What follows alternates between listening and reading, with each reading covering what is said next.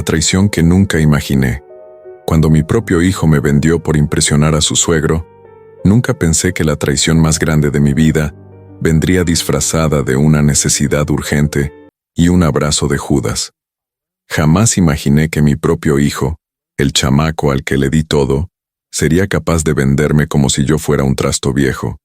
Y mucho menos pensé que lo haría por quedar bien con un señor que apenas conocía desde hacía 3 años. Pero eso fue exactamente lo que pasó. Y lo que descubrí después cambió todo para siempre. Antes de continuar, suscríbete al canal y activa la campanita porque lo que vas a escuchar no te lo vas a creer. Esta es una historia real, de esas que duelen tanto que te cuesta jalar aire mientras las cuentas, pero también es una historia de dignidad, de esas lecciones que la vida te avienta cuando menos lo esperas. Mi nombre es Antonio Ramírez, tengo 69 años. Durante 42 años trabajé como mecánico en el mismo taller del barrio de la Colonia Americana, en la ciudad de Guadalajara.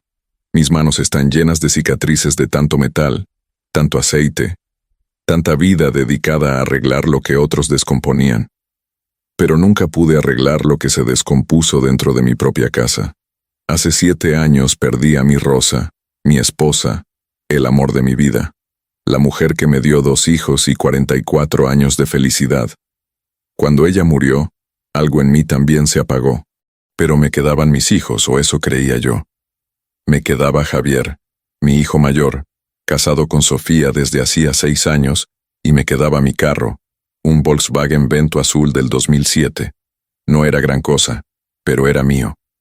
Era mi libertad, era lo único que me permitía salir de casa, ir al panteón a visitar a Rosa los domingos, llevar a mis nietos al parque, hacer las compras. Era mi autonomía, y Javier lo sabía perfectamente. Pero lo que yo no sabía era que para él ese carro era solo dinero. Dinero que necesitaba para impresionar a su suegro, para demostrarle a ese señorón que sí, que él era un buen yerno, un hombre de recursos. Aunque esos recursos fueran míos, aunque para conseguirlos tuviera que destrozarme el corazón. El día que comenzó todo fue un martes por la tarde. Hacía un calorón de esos de marzo en Guadalajara que te derriten hasta el alma. Yo estaba en el patio regando las plantas que ella cuidaba tanto. Esas plantas que ahora son lo único vivo que me queda de ella. Escuché que llegaba un carro. Era Javier. Venía solo, sin Sofía, sin los chamacos. Eso ya me pareció raro. Él nunca venía solo. Siempre había una excusa. Siempre estaba ocupado. Siempre tenía prisa. Entró con una sonrisa, una de esas sonrisas que ahora al recordarla me dan asco. Me abrazó fuerte. Me dijo, «Apá, qué bien te ves. Las plantas están bien bonitas». Yo sonreí como un tonto. Sonreí porque todavía creía que mi hijo me quería. Todavía creía que ese abrazo era de verdad. Nos sentamos en la cocina. Le preparé un café de olla. Eso también debió haberme alertado. Javier nunca preparaba nada. Siempre era yo quien le servía. Pero ese día él lo hizo con cuidado, como si estuviera preparando el escenario para algo. Y así era. Hablamos de puras babosadas, del calor, de los chamacos, del trabajo. Y entonces, como quien no quiere la cosa, soltó la bomba. «Apá, necesito que me hagas un paro». Yo lo miré. «Claro, mijo». Él bajó la vista, jugueteó con la taza de café y dijo, «Necesito que me prestes el carro por unos días. Es que el cumpleaños de don Enrique, mi suegro, es este sábado, y queremos hacerle una sorpresa bien grande. Vamos a llevarlo a Puerto Vallarta con toda la familia y mi carro no alcanza para todos». Me quedé mirándolo. El carro, mi Vento azul. Los únicos días que yo salía eran los domingos para ir al panteón de Mezquitán para estar con Rosa, pero era mi hijo. ¿Cómo negarle algo así? ¿Cómo decirle que no? Así que asentí. «Está bien, Javier, pero cuídamelo, ¿eh? Ya sabes que es lo único que tengo para moverme». Él sonrió. Me abrazó otra vez. «Gracias, papá. Eres el mejor. Te lo devuelvo el lunes sin falta». La espera que nunca terminó. El lunes llegó y pasó. No hubo carro. No hubo llamada. Llamé a Javier 3 veces ese día. La primera no contestó. La segunda me mandó un mensaje. Perdón, hubo un problemita con el carro. Mañana te lo llevo. La tercera vez cortó el teléfono. Ahí empecé a sentir ese nudo en el estómago, esa sensación de que algo estaba muy mal, muy mal. El martes por la mañana fui caminando hasta su casa. 5 kilómetros bajo el sol. Mis rodillas me estaban matando, pero necesitaba saber. Necesitaba verlo. Toqué el timbre. Sofía abrió. Me miró con una cara que nunca voy a olvidar. No era pena, no era culpa, era fastidio, como si yo fuera un vendedor ambulante molestando. Don Antonio, Javier no está. Vine por mi carro, Sofía. Ella suspiró. Se cruzó de brazos. Su carro ya no está acá. Me llamaba Antonio Ramírez. Tengo 69 años y durante toda mi vida creí que había construido algo sólido. Creí que el sudor de 42 años trabajando como mecánico, las manos rotas, las rodillas que ahora me duelen cada mañana, todo eso tenía un sentido. Creí que ese sentido era mi familia, mis hijos, mi legado. Nací en un barrio humilde de la ciudad de Guadalajara, en una vecindad de la colonia Analco, donde el frío del invierno se colaba por las rendijas y el calor del verano era insoportable. Mi papá era albañil. Mi mamá lavaba ajeno para llegar a fin de mes. Aprendí desde morro que en esta vida nadie te regala nada, que cada peso se gana con chingazos, y que la familia es lo único que importa. O eso me enseñaron. Mi vida con Rosa. Cuando tenía 22 años conocí a Rosa. Era cajera en la tienda de la esquina. Tenía unos ojos color café que me dejaban sin palabras cada vez que la miraba. Nos casamos un año después en una ceremonia chiquita con 25 invitados y una carnita asada en el patio de mi suegra. No teníamos nada, pero éramos felices y construimos ladrillo a ladrillo, sacrificio tras sacrificio. Construimos una vida. Javier nació 2 años después. Mi primer hijo. Recuerdo haberlo cargado por primera vez en ese hospital del IMSS en la madrugada y haberle prometido que nunca le faltaría nada, que yo iba a trabajar hasta que se me cayeran las manos si era necesario, pero que él iba a tener un futuro mejor que el mío. Cumplí esa promesa. Trabajé dobles turnos durante 15 años para que él pudiera ir a una buena escuela, para que estudiara, para que no tuviera que meter las manos en el aceite como yo. Y lo logró. Javier se recibió de contador. Consiguió trabajo en una empresa. Se casó con Sofía, una chava de familia acomodada de Zapopan. Yo estaba orgulloso. Pensé que todo había valido la pena. Rosa también estaba feliz. Ella siempre decía, viejo, lo logramos. Nuestro hijo va a tener una vida mejor. La enfermedad de Rosa. Pero entonces Rosa se enfermó. Fue rápido, despiadado. Cáncer de páncreas. En 6 meses se fue, y con ella se fue la luz de mi casa. Me quedé solo en esa casa que habíamos construido juntos, rodeado de recuerdos. Las plantas que ella cuidaba, su silla favorita, las fotos en la pared. Todo me recordaba a ella, todo me dolía. Los primeros meses después de su muerte fueron horribles. No quería levantarme de la cama, no quería comer. Javier venía seguido al principio. Me llevaba comida, se quedaba a platicar, me hacía compañía. Yo pensaba que estaba siendo un buen hijo, que estaba honrando a su mamá quedándose conmigo, pero con el tiempo las visitas se espaciaron. Una vez por semana, una vez cada 2 semanas, una vez al mes, siempre con excusas. El trabajo, los chamacos, Sofía, siempre algo más importante que yo. Yo no me quejaba. No quería ser una carga. No quería ser ese viejo amargado que anda reclamando atención. Así que me aguantaba. Me las arreglaba solo. Cocinaba mis propios frijoles. Lavaba mi ropa. Iba caminando al mercado aunque las rodillas me mataran. Y los domingos religiosamente sacaba mi Vento azul. Y manejaba hasta el panteón de Mezquitán para visitar a Rosa. Le llevaba flores. Le contaba mi semana. Lloraba un rato. Y después volvía a casa sintiendo que al menos había cumplido con algo. Mi Vento azul. Ese carro no era gran cosa. Un Volkswagen Vento modelo 2007 con casi 250.000 kilómetros encima. La pintura azul estaba desteñida por el sol. El tapizado del asiento del conductor tenía una quemadura de cigarro de hacía 15 años. El clima no servía bien, pero era mío. Lo había comprado con mi lana, con el sudor de meses de chambas extras, y más importante aún era mi libertad. Era lo único que me permitía ser independiente. Era mi conexión con Rosa. Javier lo sabía. Sabía lo que ese carro significaba para mí. Lo había visto llorar dentro de él cuando su mamá murió. Lo había visto manejar ese carro para llevar a sus propios hijos al doctor cuando eran bebés. Ese carro era parte de nuestra historia familiar. Por eso jamás imaginé que él sería capaz de venderlo, y mucho menos de venderlo para quedar bien con su suegro, don Enrique. Enrique Morales, el papá de Sofía, era un empresario de la construcción, un hombre de billete, de esos que hablan con dinero y miden a las personas por lo que tienen.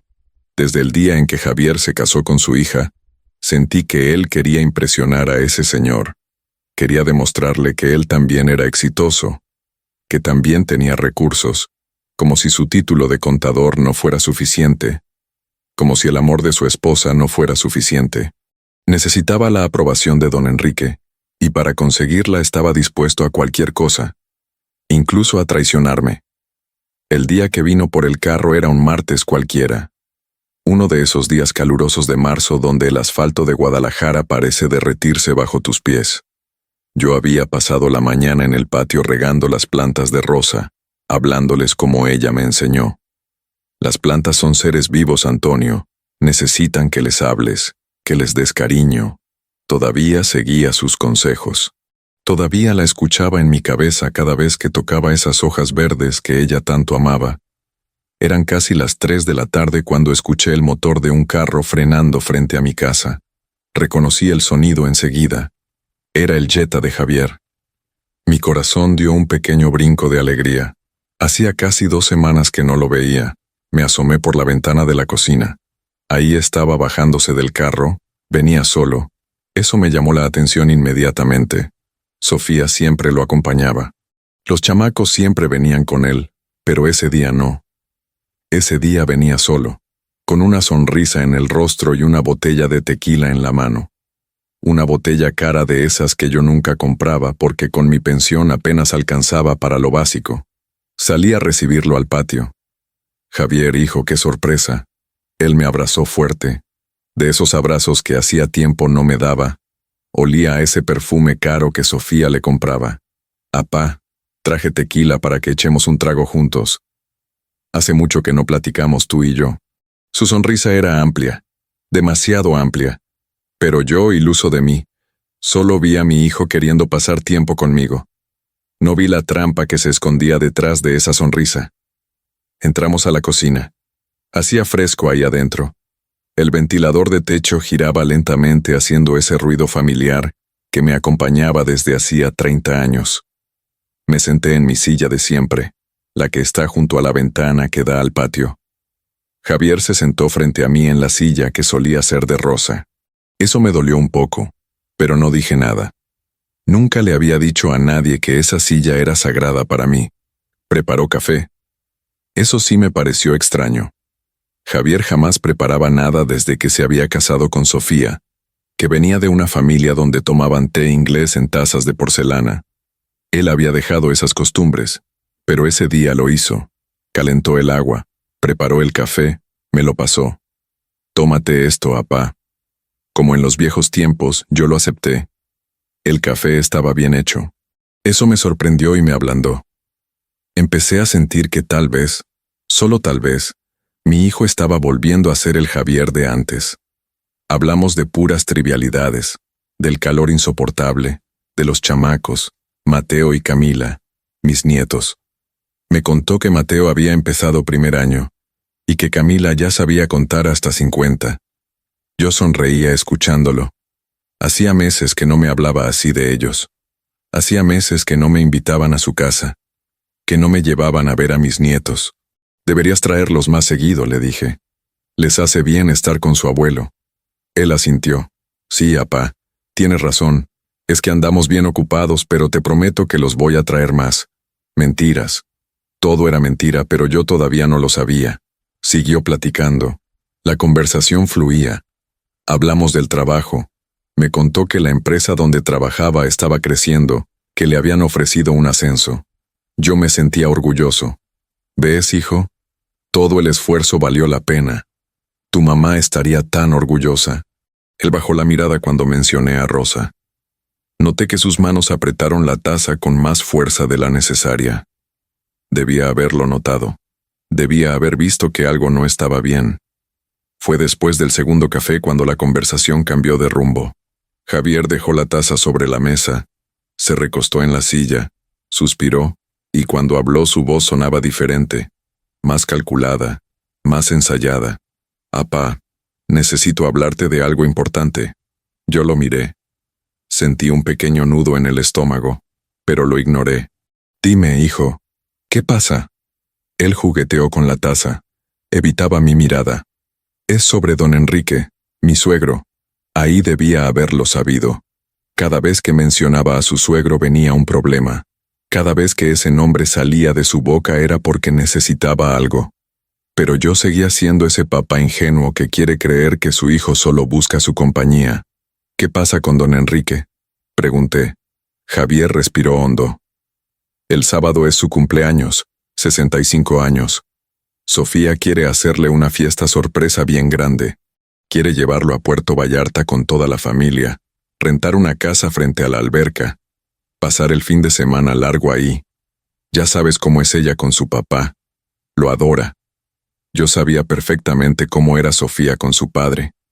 El Señor era su Dios. Todo giraba alrededor de don Enrique, sus decisiones, sus opiniones, sus caprichos. Y Javier vivía tratando de estar a la altura de ese hombre. «¿Suena bien?», dije sin entender todavía a dónde iba todo esto. «Sí, pero hay un problema. Mi carro no alcanza para toda la familia. Somos muchos. Están Sofía, los chamacos, la hermana de Sofía con su marido y sus 2 hijos, la mamá de don Enrique. Somos como 10 personas. Necesitaríamos 2 carros». Hizo una pausa, me miró directo a los ojos y entonces lo soltó. «Apá, necesito que me prestes tu carro por el fin de semana.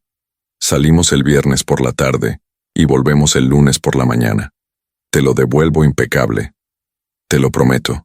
El aire se me escapó de los pulmones.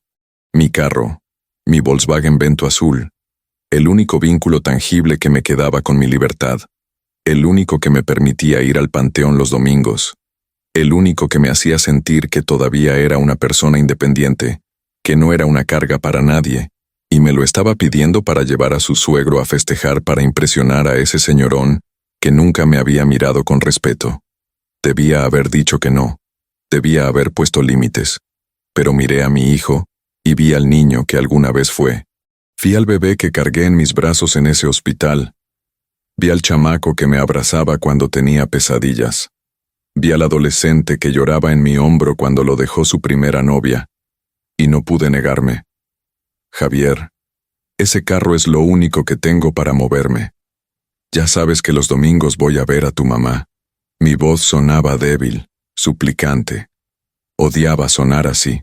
Él se inclinó hacia adelante y puso su mano sobre la mía. «Papá, es solo un fin de semana. Además, puedes ir el domingo siguiente. Mamá va a entender». Ella siempre entendía todo. Usó a su madre, usó a Rosa para convencerme y funcionó. «Está bien», dije finalmente. «Pero cuídamelo. Ese carro tiene casi 250,000 kilómetros. No está para viajes largos. Maneja con cuidado». Javier sonrió. Esa sonrisa que ahora al recordarla me provoca náuseas. «Gracias, papá. Sabía que podía contar contigo. Eres el mejor papá del mundo». Se levantó, me abrazó de nuevo, y yo como un tonto me sentí útil, me sentí importante, me sentí necesitado por mi hijo. No sabía que acababa de firmar mi propia sentencia. Fuimos juntos hasta la cochera. Yo abrí la puerta con la llave que colgaba junto al picaporte. El Vento estaba ahí, estacionado en su lugar de siempre. Lo había lavado el domingo anterior, como hacía cada semana. La pintura azul brillaba bajo la luz que entraba por la ventana de la cochera. Javier lo miraba con una expresión que no supe interpretar en ese momento. Ahora sé que era codicia. Ahora sé que estaba calculando cuánto dinero podía sacarle. Le di las llaves. Sentí un peso en el pecho al soltarlas. Era como entregarle un pedazo de mí. Las llaves del carro y la copia que está en el llavero azul. Los papeles están en la guantera. El seguro está al día. Y por favor, Javier, cuídamelo. Él tomó las llaves, las hizo sonar en su mano. Descuida, papá. Te lo cuido como si fuera mío. Como si fuera mío. Esas palabras retumbaron en mi cabeza, pero las ignoré. Se subió al carro, arrancó el motor. Ese motor que yo conocía tan bien que había arreglado 1000 veces con mis propias manos. Bajó la ventanilla. Apá, el lunes a primera hora te lo traigo. Gracias de nuevo. Eres un genio. Y se fue. Vi cómo el vento azul doblaba la esquina y desaparecía. No sabía que esa sería la última vez que vería mi carro. Volví a la casa. De repente me sentía vacío. La cochera ahora era un espacio oscuro y silencioso. La mancha de aceite en el piso donde siempre estaba estacionado el carro me miraba como un reproche. Me senté en la cocina. Terminé el café que había quedado frío en la mesa y entonces, solo entonces, empecé a sentir ese malestar en el estómago, esa sensación de que algo no estaba bien, esa voz pequeña en mi cabeza que me decía que había cometido un error. Pero ya era tarde, la noche más larga. Esa noche no dormí bien. Daba vueltas en la cama. Soñé con Rosa. En el sueño, ella estaba parada en la cochera mirando el espacio vacío donde debía estar el carro. Me miraba con tristeza, sin decir nada.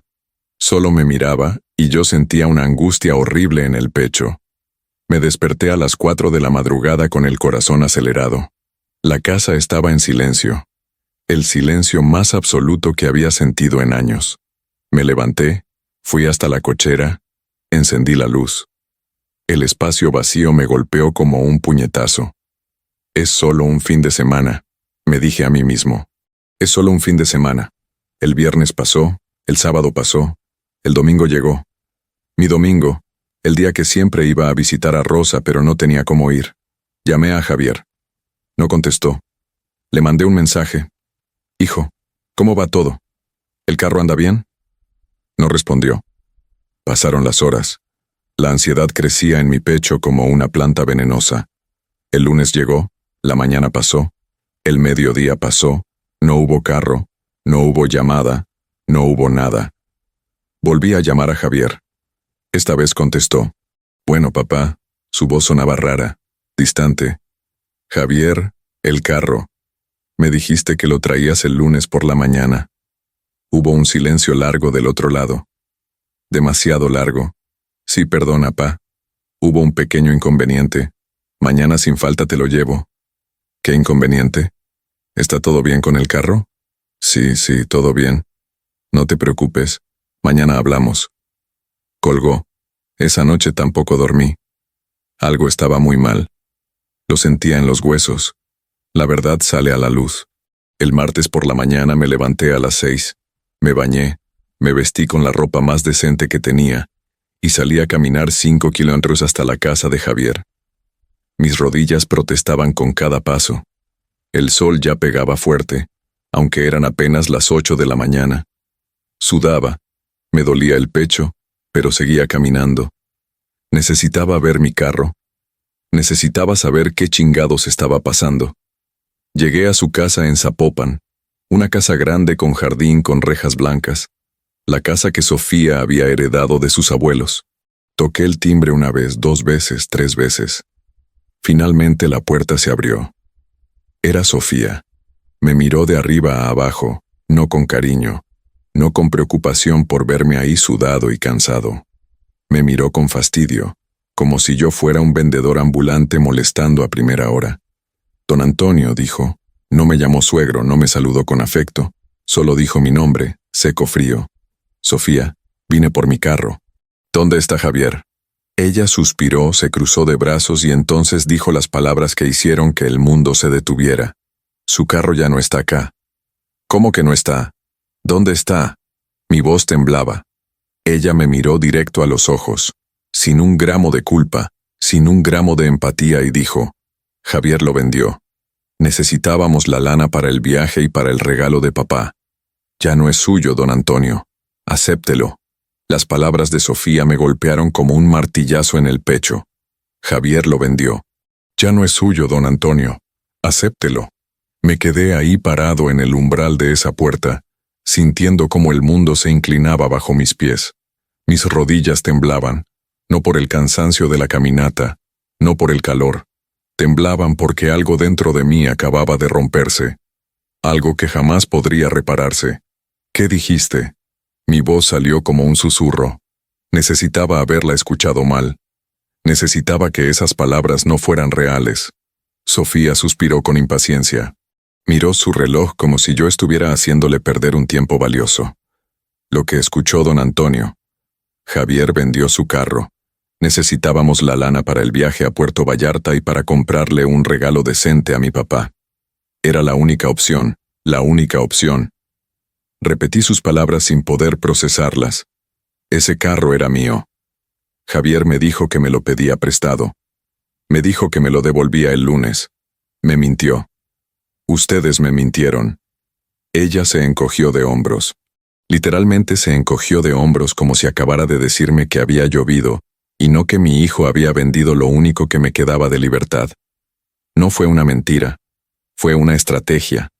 Si le decíamos la verdad, no nos lo iba a dar, y lo necesitábamos. Don Antonio, usted no lo usa casi nunca, solo para ir al panteón los domingos. ¿Para qué quiere un carro a su edad? ¿Para qué quería un carro a mi edad? Como si a los 69 años ya no tuviera derecho a nada. Como si ser viejo significara que podían disponer de mis cosas sin consultarme. Sentí como la sangre me hervía en las venas. Una furia que no sabía que podía sentir empezó a crecer dentro de mí. Ese carro era mío. Repetí con más firmeza. Era mío porque yo lo pagué con mi trabajo, porque lo cuidé durante 17 años, porque era lo único que me permitía visitar a mi esposa, a la madre de tu marido. ¿Te parece poco? Sofía entrecerró los ojos. Su expresión cambió. Ya no era solo fastidio, era desprecio. Mire, don Antonio, entiendo que esté enojado, pero ya está hecho. El carro se vendió, el dinero ya se gastó, el viaje estuvo padrísimo. Por cierto, mi papá estuvo feliz, eso es lo que importa. No puede ser tan egoísta. Javier es su hijo. Tiene una familia que mantener, tiene responsabilidades.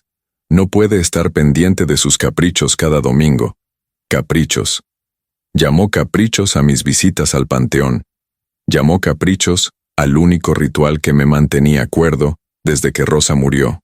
Sentí como las lágrimas empezaban a quemarme detrás de los ojos, pero no iba a darle el gusto de verme llorar. Quiero hablar con Javier ahorita. Ella negó con la cabeza. No está, se fue temprano a trabajar.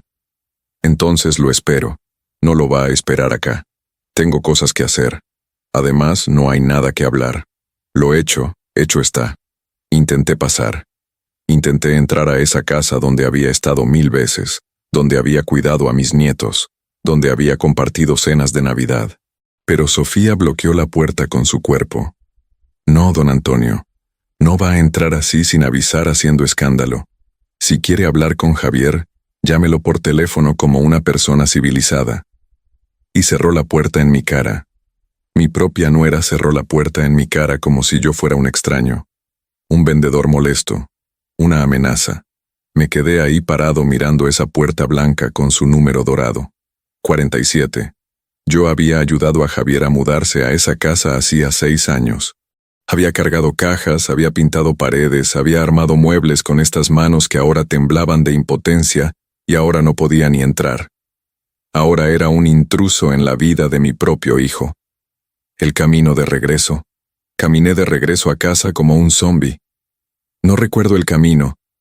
No recuerdo si hacía calor o frío.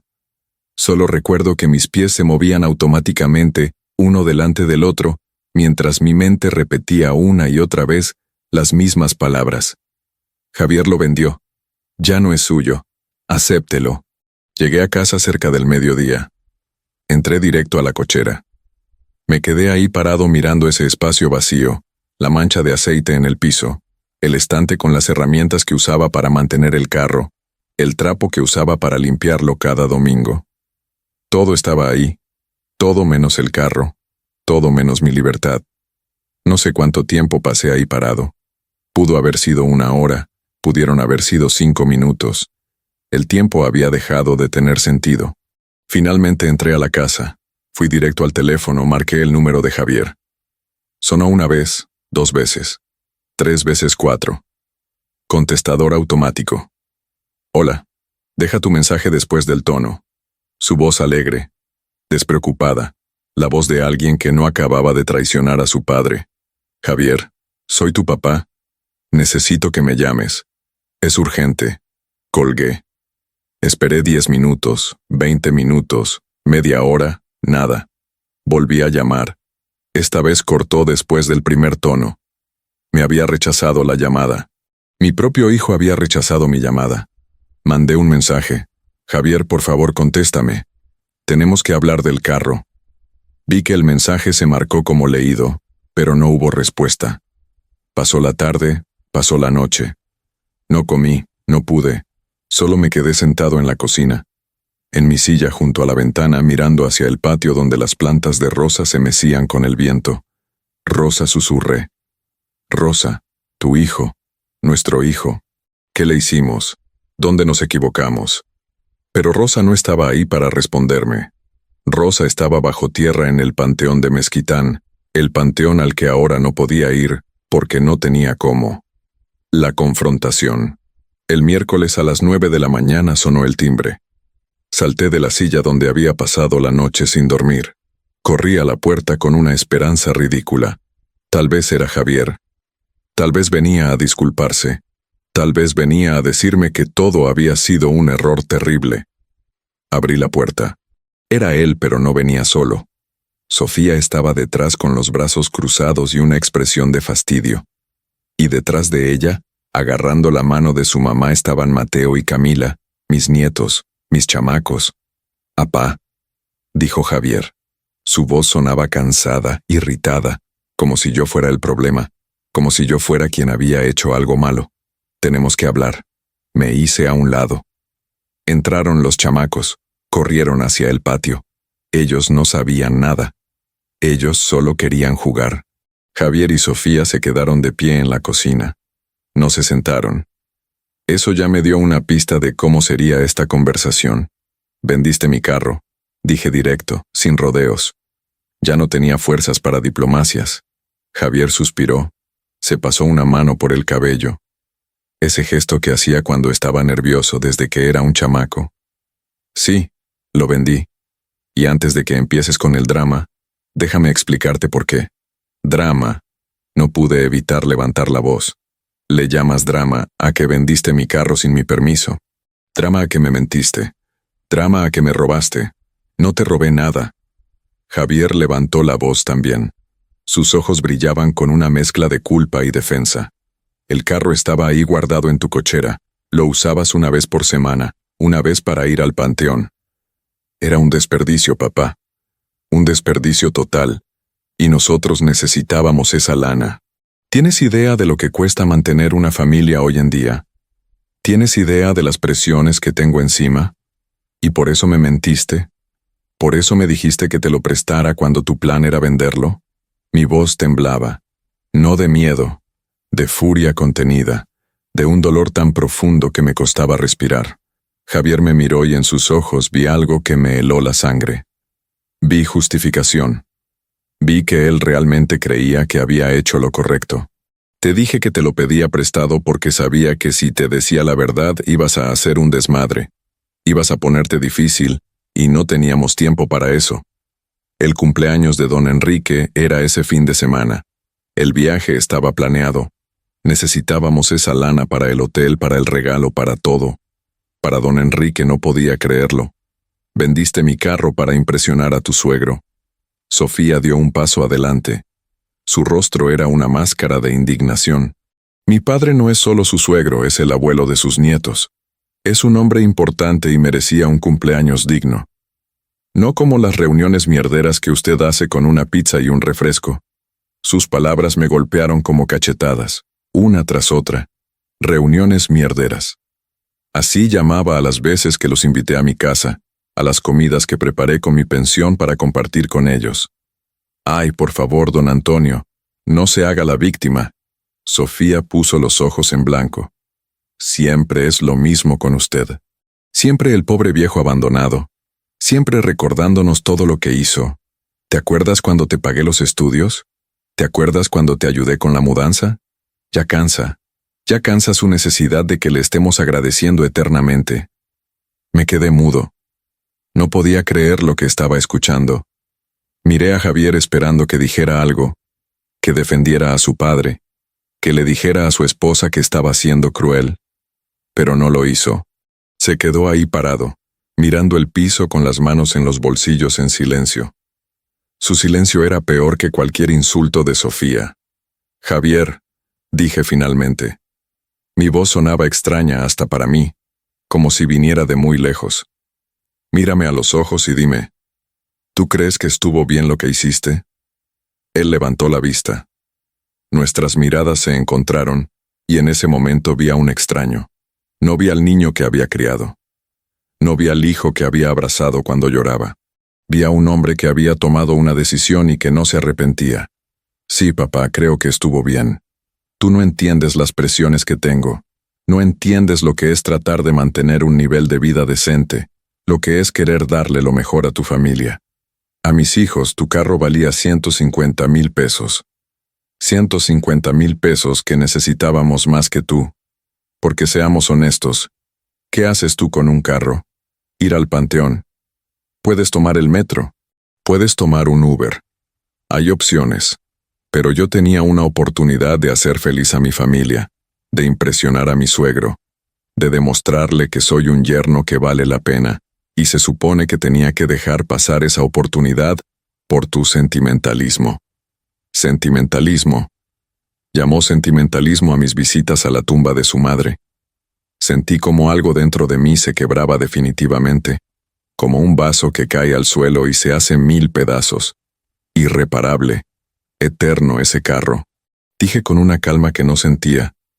Era lo único que me quedaba de independencia. Era lo único que me hacía sentir que todavía valía algo, que todavía era un hombre capaz, no un bulto, no un viejo inútil que solo sirve para que lo busquen cuando necesitan algo. ¿Ves? Ahí está el drama otra vez. Sofía levantó las manos con exasperación. Todo tiene que ser sobre usted, su dolor, su pérdida, sus sentimientos, y nosotros qué, y las necesidades de su hijo y el futuro de sus nietos. Eso no importa. Claro que importa. Levanté la voz más de lo que quería. Los chamacos dejaron de jugar afuera. Los vi asomarse por la ventana con caras asustadas. Bajé la voz. Claro que importa. Por eso me rompí el lomo 42 años. Por eso me saqué el pan de la boca para que él estudiara, para que tuviera un futuro mejor. Pero nunca pensé que ese futuro incluiría que me mintiera, que me robara, que me tratara como si yo no importara. Javier dio un paso hacia mí. Su rostro estaba rojo. ¿Sabes cuál es tu problema, pa? Que vives en el pasado. Vives aferrado a mi mamá, al carro, a recuerdos viejos. La vida sigue, la gente necesita seguir adelante, pero tú estás estancado en esa cochera vacía, en ese panteón, en esa casa llena de fotos de una persona que ya no está. Es enfermizo y yo no voy a dejar que tu obsesión con el pasado arruine el presente de mi familia. Sus palabras fueron como puñales, uno tras otro, directo al corazón. Obsesión. Mi voz tembló. ¿Llamas obsesión a honrar la memoria de tu madre? A no olvidar a la mujer que te dio la vida. No es honrar, es obsesión. Javier gritó. Vas todos los domingos, todos. Le hablas a una tumba como si ella te fuera a responder. Es enfermo, apá. Y ese carro era parte de tu enfermedad, por eso lo vendí. Porque tal vez sin él vas a empezar a vivir de verdad. A salir, a hacer amigos, a buscarte una vida en lugar de pudrirte en esta casa vieja. El silencio que siguió a sus palabras fue absoluto. Hasta las plantas parecían haber dejado de moverse. Hasta el viento se había detenido. Lo miré. Miré a este hombre que había sido mi hijo, y ya no lo reconocí. Salgan de mi casa, dije. Mi voz era baja pero firme. ¿Qué? Dijo Javier. Dije que salgan de mi casa ahora los tres y llévense a los chamacos. ¡Apa, ahora! Grité. Salgan de mi casa. No quiero volver a verlos. Sofía tomó a Javier del brazo. Vámonos. Ya viste cómo se pone. Es inútil hablar con él. Llamó a los chamacos. Mateo, Camila, vengan, nos vamos. El abuelo no se siente bien. Los chamacos entraron corriendo. Camila me miró con sus ojitos asustados. Abuelo, ¿estás enojado? Casi me rompo. Casi caigo de rodillas. Pero me mantuve firme. No, mi amor. El abuelo solo necesita estar solo un ratito. Ella me abrazó las piernas. Su abrazo fue lo único real, lo único puro en toda esa conversación horrible. Se fueron. Los vi subir al carro de Javier. Vi cómo arrancaba. Vi cómo se alejaba y cuando el carro desapareció en la esquina me derrumbé. Literalmente caí de rodillas ahí en la puerta de mi casa y lloré. Lloré como no había llorado desde el funeral de Rosa. Lloré por el carro, por la traición, por el hijo que había perdido, por el futuro que se había evaporado. Lloré hasta que no me quedaron más lágrimas. Y cuando finalmente pude levantarme, cuando finalmente pude volver a respirar, algo dentro de mí había cambiado. La tristeza seguía ahí, el dolor seguía ahí, pero junto a ellos había nacido algo nuevo, algo frío, algo duro, algo que se parecía mucho a la determinación. Javier había vendido mi carro, había vendido mi libertad, había vendido mi dignidad, pero había una cosa que no podía venderme. No podía vender mi inteligencia, no podía vender las lecciones que la vida me había enseñado. No podía vender el hecho de que yo todavía tenía cartas por jugar y estaba a punto de jugarlas todas la noche de la decisión. Esa noche no dormí, ni siquiera lo intenté. Me quedé sentado en la cocina en esa silla junto a la ventana que había sido mi refugio durante tantos años. La casa estaba en silencio absoluto. Ese silencio espeso que solo conocen quienes viven solos. Ese silencio que amplifica cada pensamiento, cada dolor, cada arrepentimiento. Repetí cada palabra de la conversación una y otra vez, como un disco rayado que no puede avanzar. ¿Para qué quiere un carro a su edad? Sus caprichos cada domingo. Vive obsesionado con el pasado. Cada frase era un puñal que se hundía más profundo con cada repetición.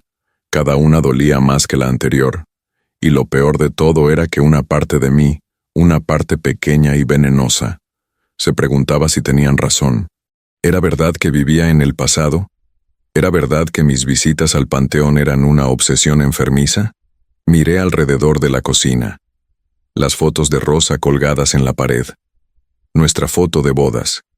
Rosa con los chamacos cuando eran pequeños. Rosa sonriendo en Acapulco en aquel viaje de hace 20 años. Rosa, Rosa, Rosa, por todos lados eso era normal. O Javier tenía razón. No me dije en voz alta. Mi propia voz me sobresaltó en el silencio.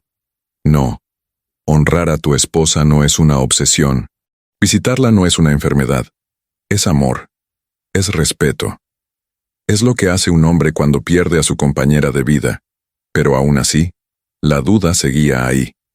Pequeña, insidiosa, carcomiendo mi certeza. Me levanté. Necesitaba moverme. Necesitaba hacer algo con esta angustia que me estaba consumiendo desde adentro. Fui hasta la cochera, encendí la luz. El espacio vacío me recibió como una bofetada. La mancha de aceite en el piso parecía más oscura bajo la luz artificial más grande, como una herida abierta en el concreto. Me arrodillé. No sé por qué, solo lo hice.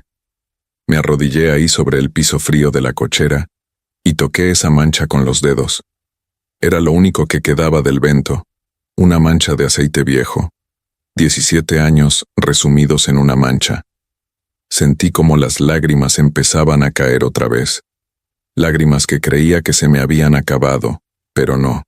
Aparentemente el pozo de mi dolor no tenía fondo. Rosa. Susurré. Rosa, ¿qué hago? Dime, ¿qué hago? Esperé como si esperara realmente que me respondiera, como si su voz fuera a salir de entre las sombras de la cochera y me fuera a decir exactamente qué hacer. pero no hubo respuesta. Solo el zumbido distante del refrigerador en la cocina. Solo el silencio. Solo yo y mi dolor. Me quedé ahí no sé cuánto tiempo, arrodillado en la cochera como un penitente, como un hombre rezando en una iglesia vacía. Las rodillas empezaron a dolerme, luego a quemarme, pero no me moví. El dolor físico era casi un alivio. Era algo tangible, algo que podía entender, no como este otro dolor que me desgarraba por dentro. Finalmente me levanté. Mis rodillas protestaron con cada movimiento. Apagué la luz de la cochera, cerré la puerta. Volví a la cocina, miré el reloj. Las 3:20 de la madrugada, las horas más oscuras, las horas donde todos los miedos se magnifican, donde todas las dudas se vuelven certezas. Me senté otra vez en mi silla y empecé a repasar mi vida. No la vida que había vivido, sino la vida que había desperdiciado, los momentos que no había aprovechado, las palabras que no había dicho, los límites que no había puesto, cuando había empezado todo, cuando Javier había dejado de verme como su padre para verme como un recurso, como alguien de quien se podía aprovechar. Intenté recordar. Fue gradual, tan gradual que no me di cuenta hasta que fue demasiado tarde. Empezó con pequeñas cosas, pedirme lana prestada que nunca devolvía. Es que está dura la cosa, pa, ya te voy a pagar. Pero nunca pagaba y yo nunca reclamaba. Luego fueron favores. Apá, ¿puedes quedarte con los chamacos? Tenemos una cena importante. Y yo decía que sí, siempre decía que sí, aunque estuviera cansado, aunque tuviera mis propios planes, porque era mi hijo, porque eran mis nietos, porque eso es lo que hacen los papás, ¿verdad? Después empezaron a espaciarse las visitas. Apá, perdón, esta semana no vamos a poder ir. Y yo asentía. Sonreía. Decía que no había problema. Siempre dije que no había problema. Nunca me quejé, nunca reclamé, nunca puse límites. Y así, poco a poco, me convertí en ese viejo que solo sirve para cuando lo necesitan. Ese viejo al que se puede mentir, robar, traicionar, porque al final ¿qué va a hacer? Es viejo, está solo, no tiene a nadie más. Pero ahí es donde se equivocaron. Ahí es donde Javier y Sofía cometieron su error. Porque aunque estoy viejo, aunque estoy solo, todavía tengo algo que ellos necesitan. Todavía tengo mi casa. Esta casa que construí con Rosa, ladrillo a ladrillo. Esta casa que está a mi nombre, solo a mi nombre. Esta casa que vale dinero, mucho dinero. Y de repente todo quedó claro. Vi con una claridad brutal lo que iba a pasar. Vi el futuro que Javier y Sofía habían planeado. Venderían mi carro, sí, eso ya lo hicieron. Después empezarían a presionarme para vender la casa. Es muy grande para ti, papá. No puedes mantenerla solo, es peligroso. Mejor vende y vente a vivir con nosotros. O mejor aún, vende y vete a un asilo. Ahí vas a estar mejor cuidado. Y yo, como el viejo pendejo que fui, probablemente habría dicho que sí. Habría vendido mi casa, les habría dado el dinero a ellos para que lo administraran. ¿Y después qué?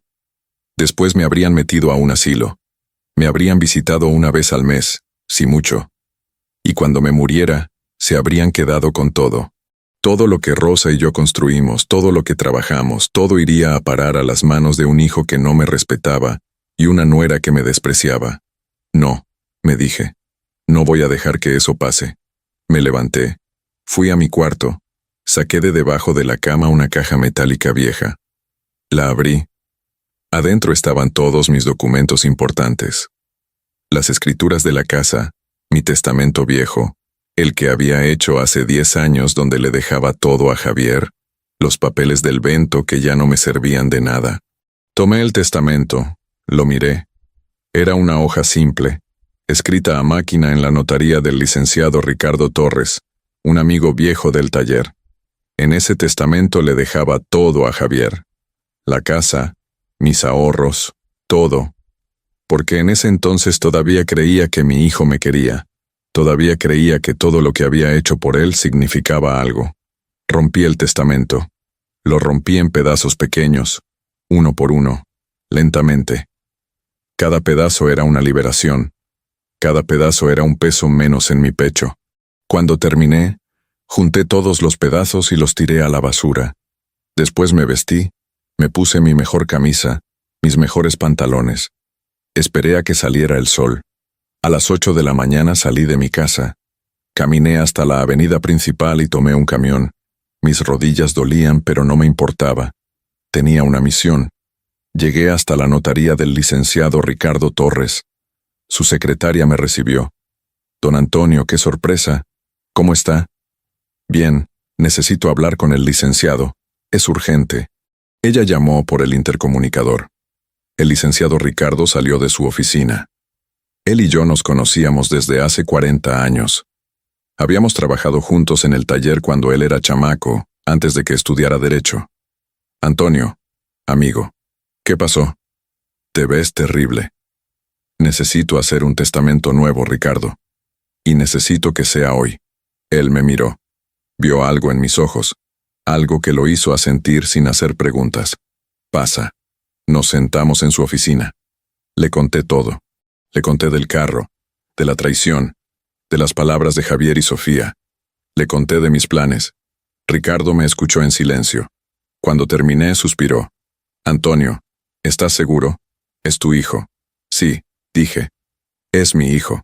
Y me traicionó. Me mintió. Me robó. Y lo peor de todo, no se arrepiente. Cree que hizo lo correcto. Ricardo asintió. Está bien, vamos a hacerlo. Pasamos las siguientes 2 horas redactando mi nuevo testamento. En este testamento no le dejaba nada a Javier. Nada. La casa iría a nombre de una fundación que Ricardo me ayudó a crear. Una fundación para ayudar a mecánicos viejos que no tenían pensión. Mis ahorros, los pocos que tenía, irían a la misma fundación. Y había una cláusula especial. Una cláusula que decía que Javier quedaría excluido de cualquier beneficio, presente o futuro. Que él y su familia jamás podrían reclamar nada de mi herencia. Cuando terminamos, firmé el documento. Ricardo lo selló, lo registró. Está hecho, me dijo. Ya es oficial. Gracias, Ricardo. No tienes que agradecer. Solo espero que esto te dé paz. No sé si me dará paz, dije, pero me da justicia. Volví a casa caminando. Ya no tomé el camión. Necesitaba caminar. Necesitaba sentir el sol en mi cara. Necesitaba sentir que todavía estaba vivo.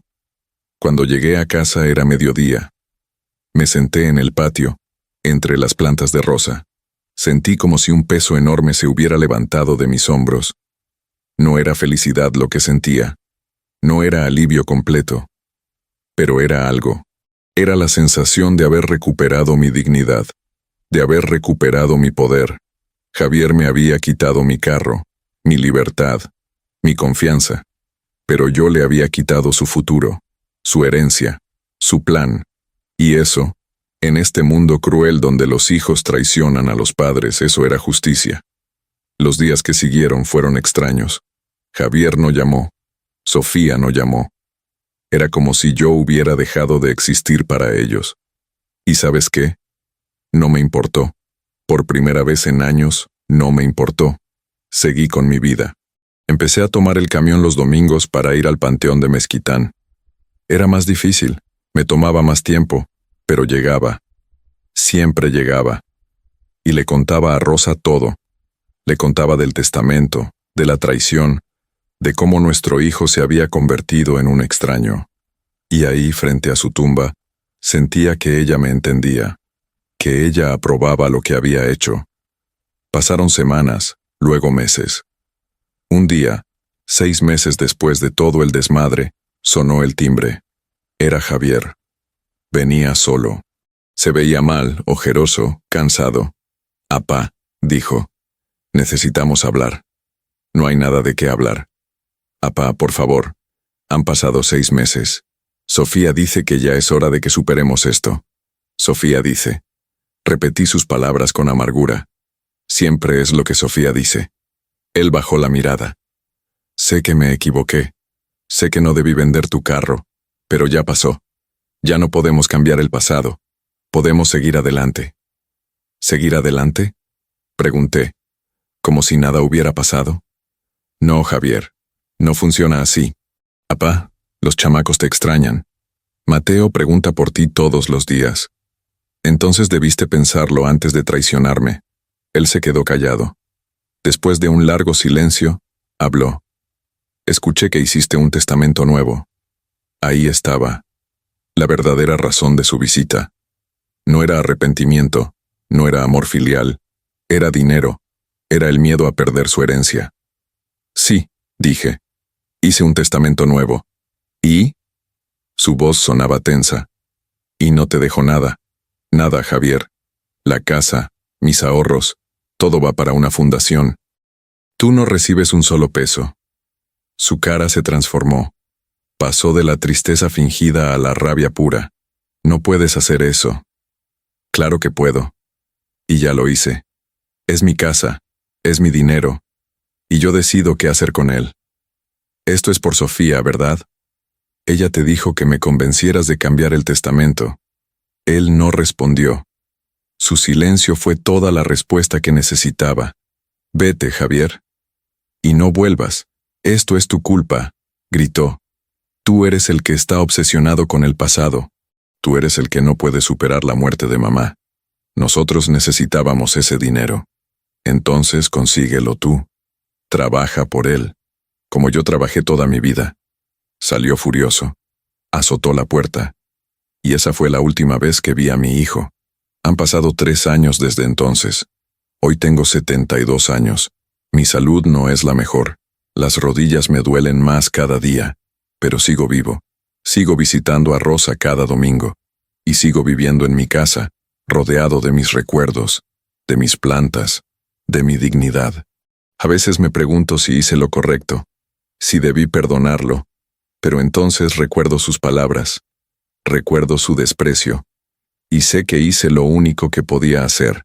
Javier me enseñó que la familia no es solo sangre, es respeto, es amor, es lealtad. Y cuando todo eso desaparece, la sangre no significa nada. Así que aquí estoy, un viejo de 72 años, sin carro, sin hijo, pero con mi dignidad intacta. Y al final del día, eso es lo único que realmente importa.